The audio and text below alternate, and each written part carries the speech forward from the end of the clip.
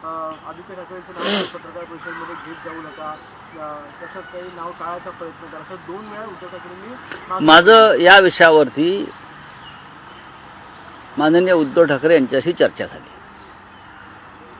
असं काही घडल्याचं किंवा काय उद्धव ठाकरे साहेबांनी आता पूर्णपणे इन्कार केलेला आहे.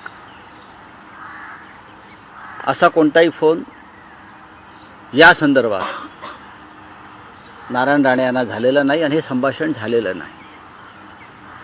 मिलिंद नार्वेकर यांच्याशी माझं बोलणं झालं. ते म्हटले मी कधी कोणाला फोन लावून दिला नाही. आता जी यातले प्रमुख व्यक्ती आहेत नारायण राणे ज्यांचा उल्लेख करतात त्यांनीच सांगितलेलं आहे की अशा प्रकारचे कोणतेही संभाषण झाल्याचं मला दिसत नाही, झालेलंच नाही आहे.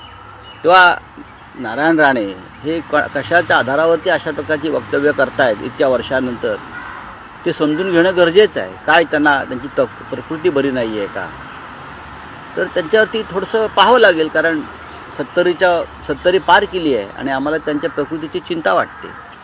पण माननीय उद्धव ठाकरे आणि मिलिंद नार्वेकर जे आता सध्या आमदार आहेत त्यांनी स्पष्ट शब्दात सांगितलेलं आहे की अशा प्रकारची कोणतेही संभाषण फोनवर झालेलं नाही.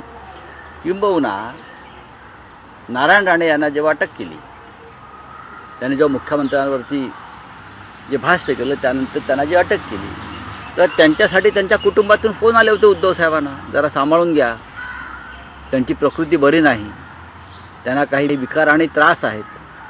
आणि त्यानंतर संध्याकाळी उद्धव साहेबांनी त्यांना पोलिसांना सूचना देऊन त्यांना सुटका करायला लावला.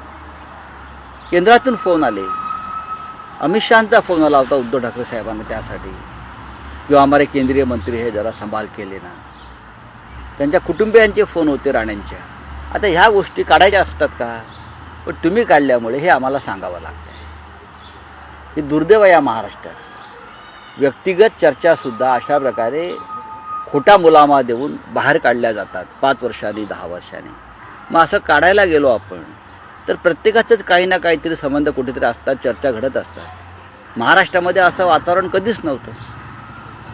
राजकीय विरोधक आणि सत्ताधारी यांच्यामध्ये एक संवाद कायम होता आणि कोणतीही कारवाई ही कुटुंबापर्यंत जात नव्हती किंवा कुटुंबाची बदनामी होत नव्हती.